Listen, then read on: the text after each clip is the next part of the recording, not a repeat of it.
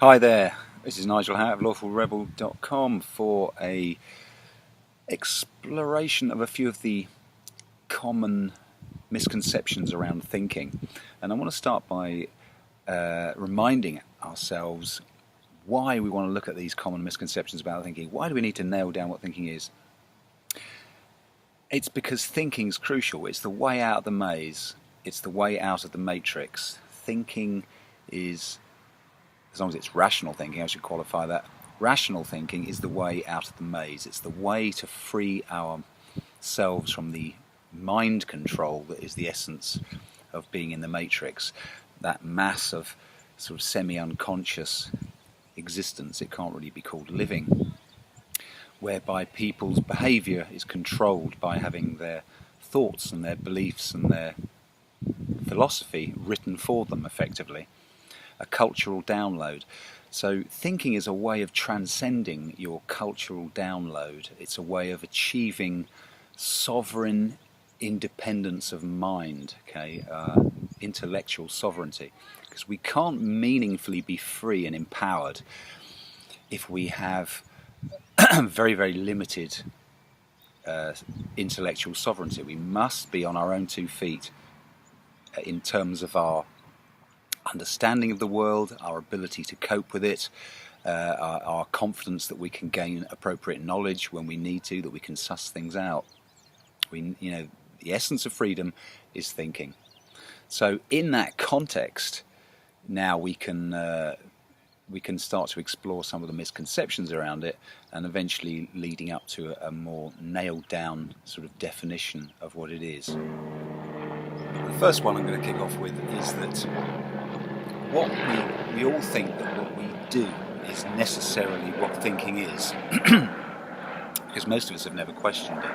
What is thinking? And everyone assumes that their own mental habits and practices are what constitute thinking. In the absence of education about thinking in schools, and with much of our present bankrupt culture that we live in actively discouraging thinking, the media and so forth, it's not really surprising. But as we shall see, there's quite a few different forms of mental activity, and they're not all to do with, or certainly not all of them can legitimately be considered as thinking. For example, remembering, recalling, it's a mental activity, searching through some files, but it's not thinking. It can be a part of thinking, of course. It's not thinking in and of itself. Recall is simply something that's done, an activity that's done while you're thinking. So anyway, point number 2 is that thinking is any and all mental activity. It's kind of part and parcel with the first one, in that most people tend to consider that any mental activity at all is what thinking is. So remembering, judging, analysing, worrying, feeling anxious, repeating beliefs and negative affirmations around in your head. Oh, I'm useless, I'm rubbish, I can't do this, things never work for me, it always rains whenever I have a party, all these sorts of things. People think that any and all kinds of mental activity is thinking. Well, I'd like to explode that myth now. It's not. Thinking is more. We'll come on to a definition of thinking, but thinking is more. It's a purposeful activity done deliberately to acquire some knowledge. But we'll hone into that as we go. So the next one I'd like to look at here, number 4, is that thinking is automatic. Most people don't appreciate that you have to get into the car, strap yourself in, start the engine, and do something in order to get to the shops or wherever you're going. And thinking is the same.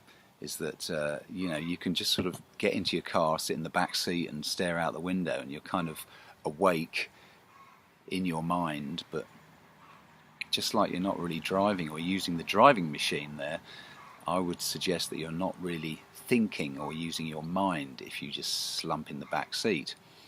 So it's not automatic. You have to position yourself in the driver's seat. You have to want to figure something out, address some point, solve a problem, gain some knowledge, find out about something.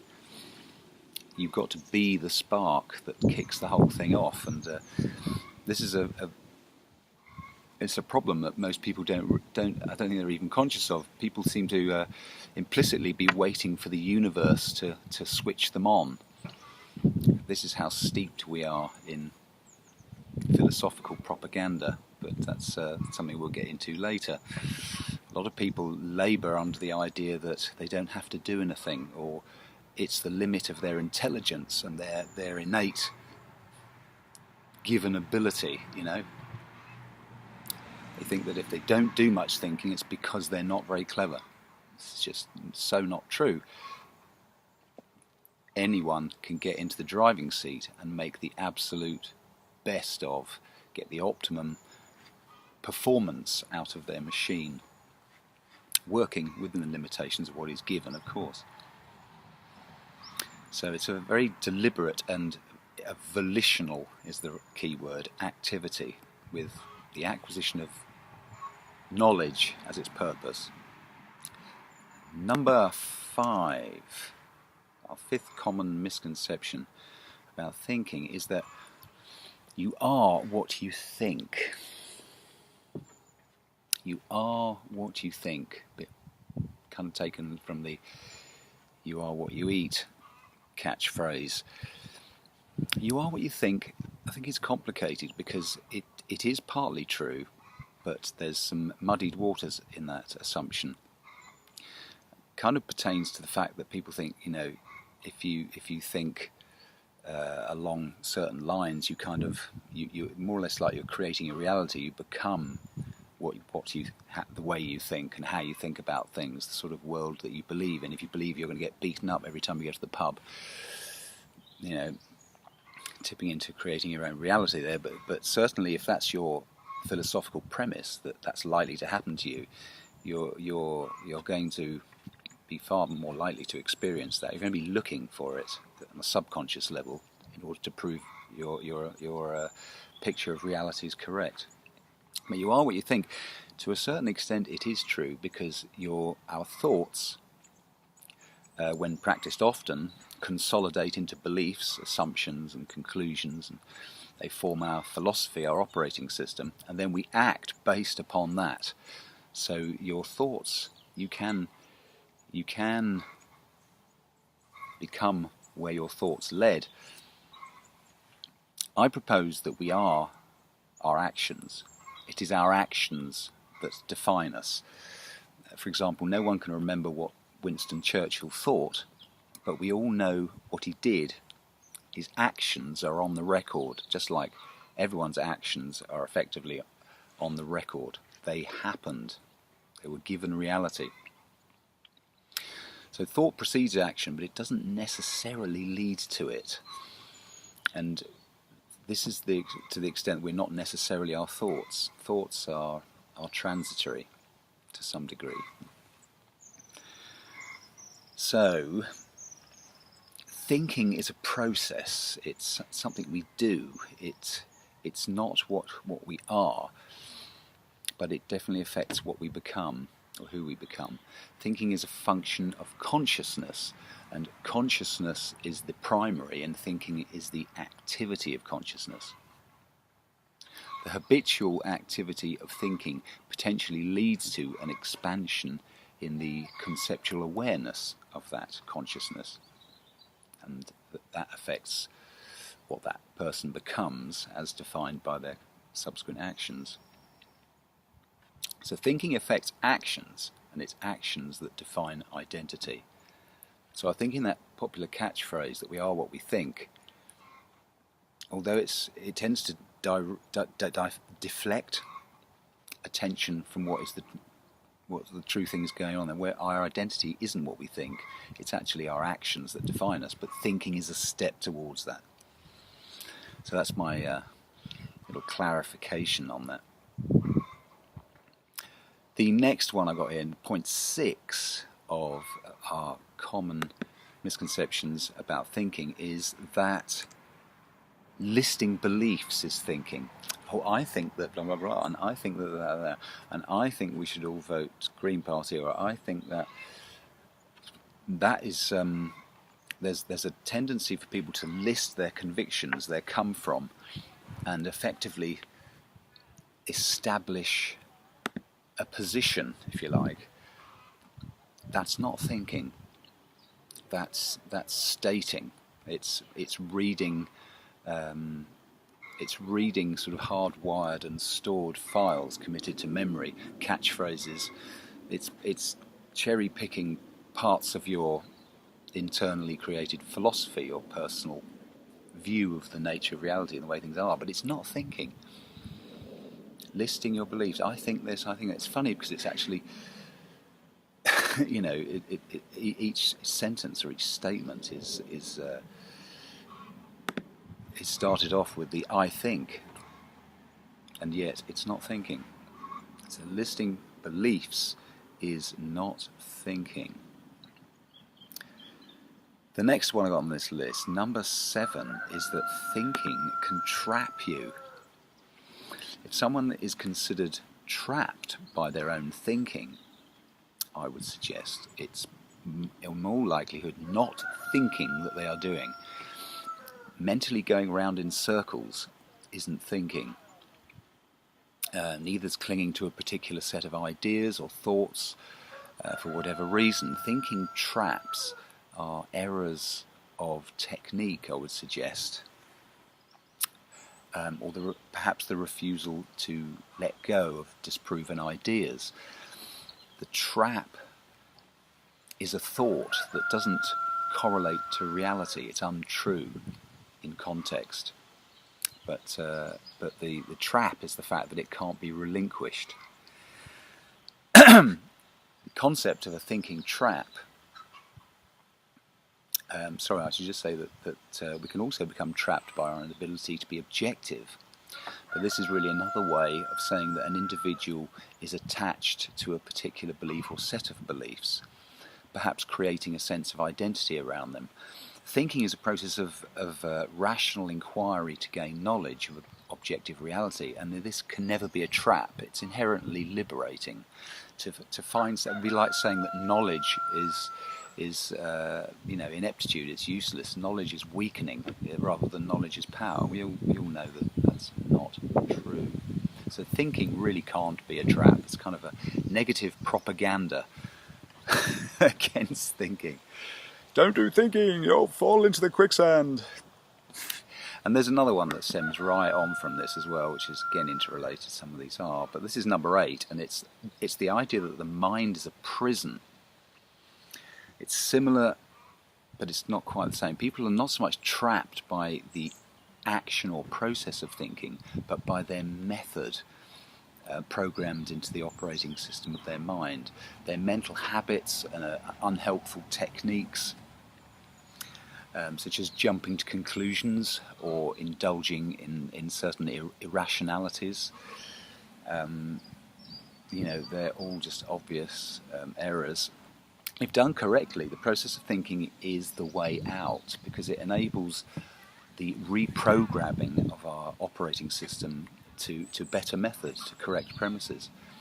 People become imprisoned by their inability and or reluctance to examine their own thinking habits, really, to scrutinize them for efficacy and maybe change them as necessary.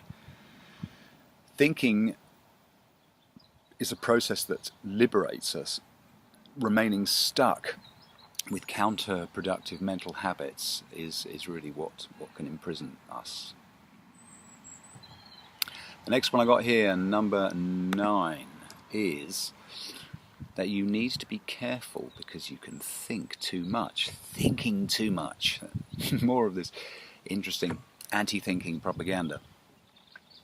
If anyone believes, again, that they're thinking too much, it is unlikely that the particular mental activity to which they're referring is thinking. It may be the kind of undirected mind chatter or it's unceasing and I can't find the off switchiness, that is more likely to be a case of I'm thinking too much. If done efficiently, thinking achieves its goals and it identifies knowledge, it arrives at conclusions, informs actions, and then it's done. And the more efficiently thinking is done, the more you can pick up your hammer and chisel and sculpt something, or your screwdriver and whatever you're doing.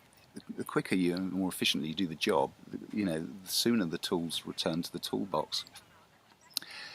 So, a little bit of a digression there, but just like sailing a boat without a rudder or a keel may add up to someone thinking you're doing too much sailing due to its inefficient attempt to make any headway and pursue an intentional course. Well, so inefficient thinking can slow or scupper progress so as to require too much time to achieve anything. Proper method and knowledge of process considerably reduces thinking time. That's one thing. If it is perceived that someone else is thinking too much, it's probably got something to do with the person making that accusation of excessive thinking being challenged by the thinking activity of another in close proximity. If people know that they evade thinking, they don't want to think about stuff, seeing somebody that does deliberately can piss them off at some subconscious level. So an individual, you can be imposing your conclusions on others too much. That's not thinking too much. That's just being socially inappropriate. Or you could be analysing the behaviour of others too much. I get accused of of being the food police and the dietary police in my family for obviously noticing people's eating habits. And there you go. So the next one on my list is that thinking is done by the heart. This is number 10. This is an interesting one. It relates to number 11 as well. Some people suggest that thinking is also done by the heart. Now, I see this as mysticism creeping in through the back door. Man, as distinct from all other organisms, is distinct from all other organisms by his unique capacity for conceptual thinking, by using his faculty of reason. This is a really important foundational one, that what defines us as human is our rational capacity, our rational faculty, should we say, our ability to form concepts and to think conceptually. It's very important. Yes, we enjoy emotions, but this does not mean that we are fundamentally emotional beings. Because emotions aren't primaries. It's an important thing. It'd be like saying that we're blinking beings because we can blink. It's like saying we're tennis playing beings because we can play tennis. Because we have these capacities also. But so we have capacity to experience emotion, and we do. But it's not. I wouldn't say it's our defining characteristic. They do not define us because they're not fundamental.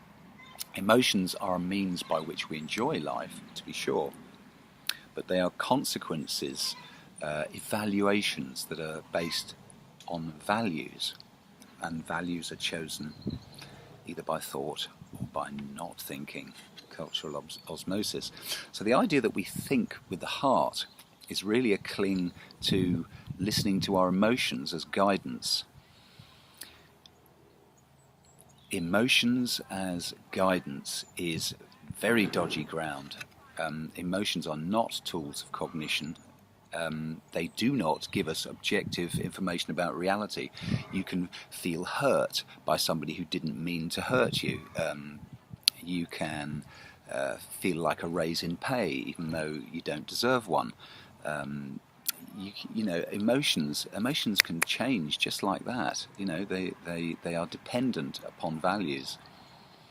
For example, when somebody is unfaithful in a relationship, in a moment of finding out about something like that, somebody's emotional state can flip into completely opposite. You can flip from loving somebody to feeling contempt for them. So emotions are not tools of cognition. They're not ways of finding out about stuff. because you experience them as a reaction to a particular value that you hold. So it's like trying to measure reality with an ever-moving variable. It's just so thinking done by the heart. No, thinking is done by the mind, and I think it's a dangerous thing to get sucked into. You get sucked into treating your emotions as tools of cognition.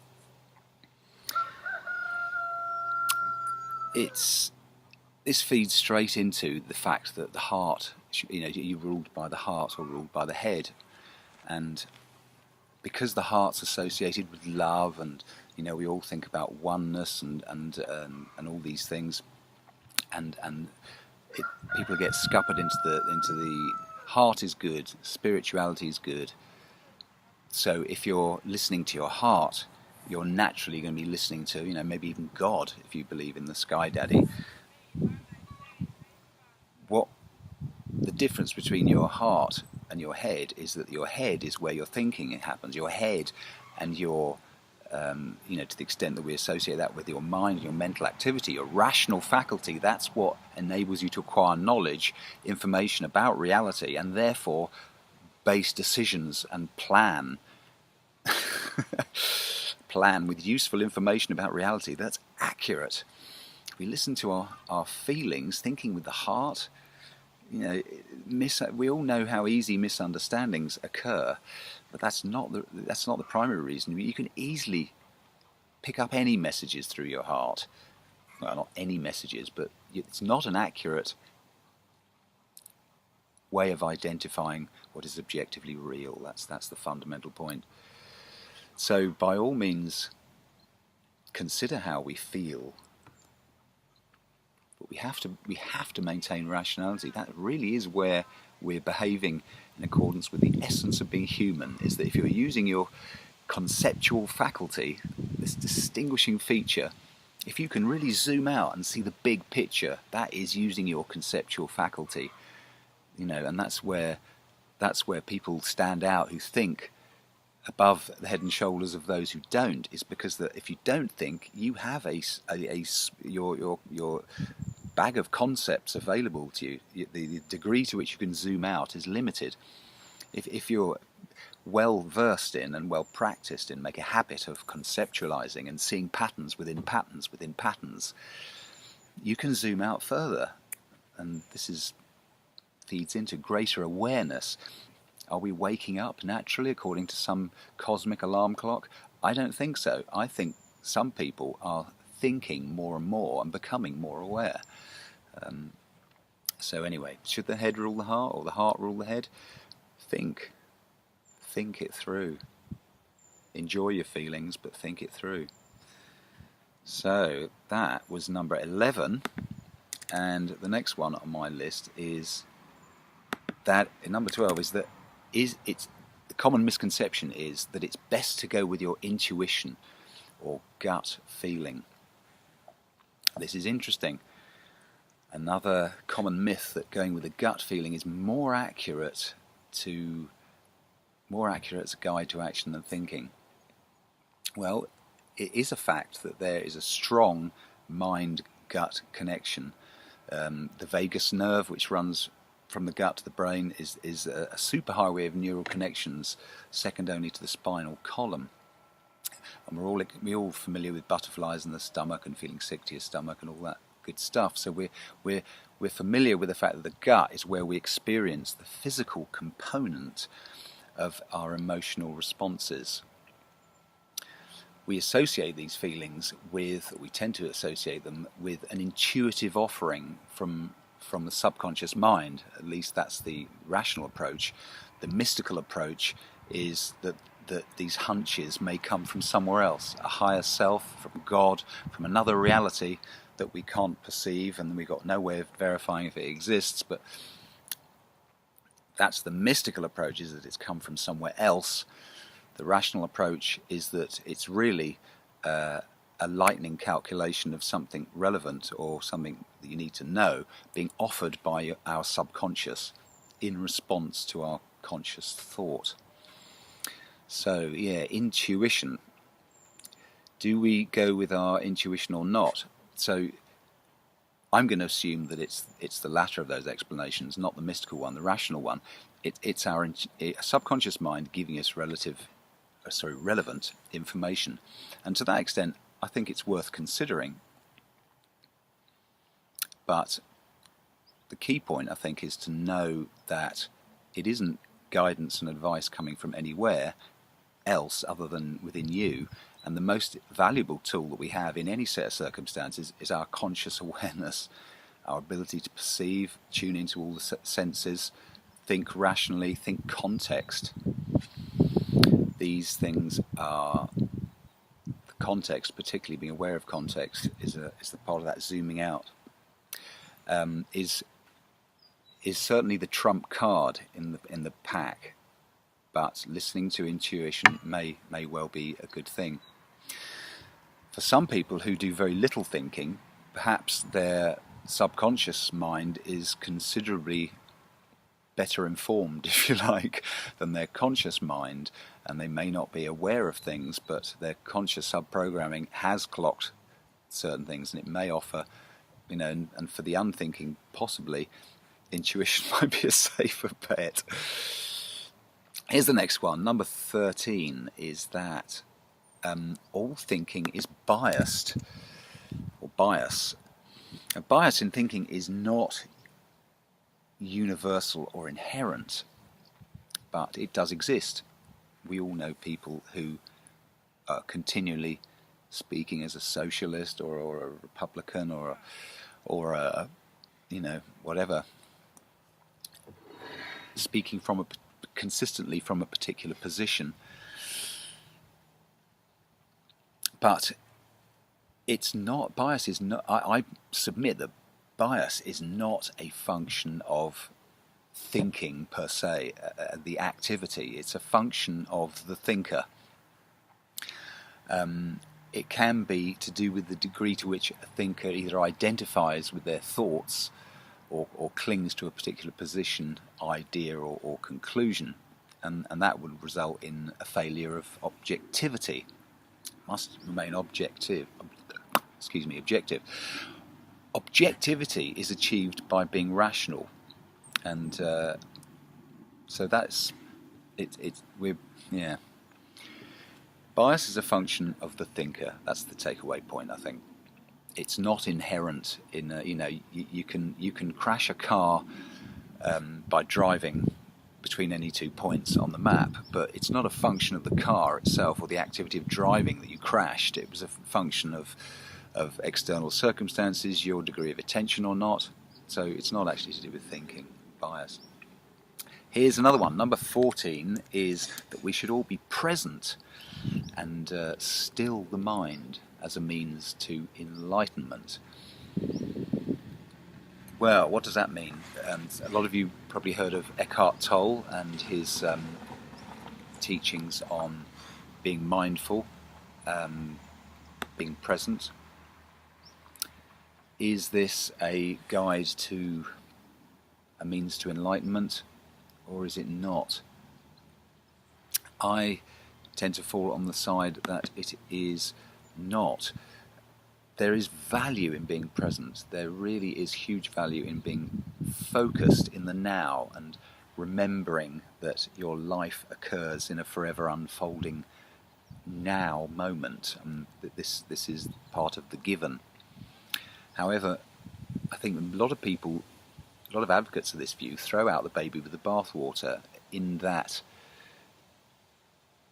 or if we are to enjoy a uniquely human experience of life, it is vitally important to learn from the past and plan from the future. We need that perspective, that zooming out. And if we lived our lives like a goldfish and couldn't remember our name from 3 minutes ago, I know that's an extreme example, but that's not really going to be very helpful.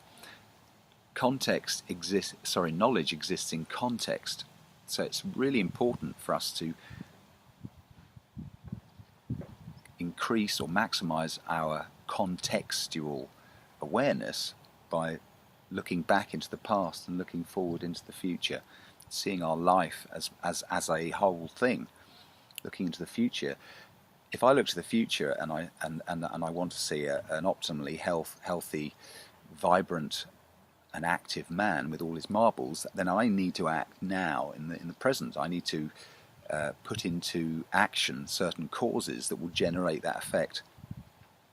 So that's an example of where we need to. I need to learn from the past of what's happened in the past to assimilate the information to be able to do that. So, where being focused in the present, or being aware that our life happens in an ever moving, ever scrolling, if you like. That's how Eckhart told us it, a continuous scroll of the present moment. That is obviously where we experience things, and to be overly focused in the future means that you're not enjoying the moment, and to be overly focused in the past, not letting go of somebody, being bitter about some action someone's grieved you with, to be always looking over there, then you're never going to be enjoying the moment either. So these things do have value, but they tend to point to the idea that stilling the mind and not thinking and just being here and tuning into our senses is somehow the an arrival. It's a goal in itself. That is the way forward to some kind of enlightenment, to greater awareness. I'm not sure about this. The main reason is because our senses, your sense of touch, taste, smell, sight, hearing, we're either paying attention to them or not. Or not. I know hearing can degrade and the eyesight can get less functional, but essentially we perceive reality or we don't. Either way, obviously we're getting billions of informational signals from all parts of our senses to our brain at any moment, and we're only focusing on a small amount. But when you're focused on hearing stuff, you can't hear it any more than hearing it. If it is at the volume it's at and you're hearing it. You can concentrate on it more, you can pay more attention to it. So we can increase our attention, but we can't actually ramp up our sensory perception. On the other hand, what we can increase in an unlimited sense is our conceptual knowledge, our conceptual awareness. So the more we think rationally, the more patterns in reality we identify. So what a concept is. A concept is simply a group of things sharing certain characteristics. So the more we conceptualize, the greater our awareness. And this, I would suggest, is a key component in us becoming more enlightened, more awake, more conscious. It's to do with thinking rather than not thinking. So the concept of being present and finding stillness in non-thought, although it has some value, it's not the way to enlightenment. It just cannot be the way to enlightenment. Good as it is, and it's a rest period for the mind, which is immense value. Learning how to find the off switch, immense value. But it's just not. I think it's a potential duff steer of quite significant proportions to think that that's the route to enlightenment. It's not a doorway to go through to arrive at anywhere better than here. This, number 14, leads straight into 15, which is that meditation trumps thinking as another key to enlightenment. Meditation, in the same way that exercise is essential for health, but it is obvious that you need to rest and not be exercising all the time. So it is that thinking is essential for life, and it is similarly necessary to rest. There's huge merit in not thinking, in finding that off switch, in finding peace. As I alluded to earlier, the more efficiently we think, the easier it is to put down the thinking tool when the job's complete. It's when you don't get anywhere and you get stuck and you're chuntering around, you're regurgitating, you're blaming, you're worrying. These things keep you stuck in the mind. So meditation has value in breaking out of that. But the danger is that in anyone engaging with meditation as a doorway or a path to enlightenment. It's a great way to still the mind, and that has value. But I would argue that there's more value in deliberate, conceptual, purposeful thinking, problem solving. How can we make this better? Why is that happening? What causes this? Do we really want that? How can we improve the other? These are all questioning, as we'll discover, is a key part of thinking and of critical thinking. So allowing ourselves to be in the receptive state, which meditation is when we are still and receptive, can be a useful component used with a brainstorming, question-asking session. So again, we see the value of meditation. The fact that our mind needs to archive, we need to busy it and think and chew and ask questions and rationalize and evaluate and decide, and then we need to put it down. And new information, new conclusions can get stored and filed away by the subconscious when we're in a state of rest. And I think this is a very useful place for meditation, and it could be quite possible that you could be sitting there meditating and get that eureka moment where you suddenly, all files successfully updated, connection made, bing, an insight. So yeah, common misconception to conclude is that meditation is somehow better than thinking, and I take issue with that. I see its value, but it does not in any way usurp or supersede the value in thinking. So I hope these helped, this little view at some common misconceptions. As I say, we're working up to a definition of thinking, and check out the next episode for more on that.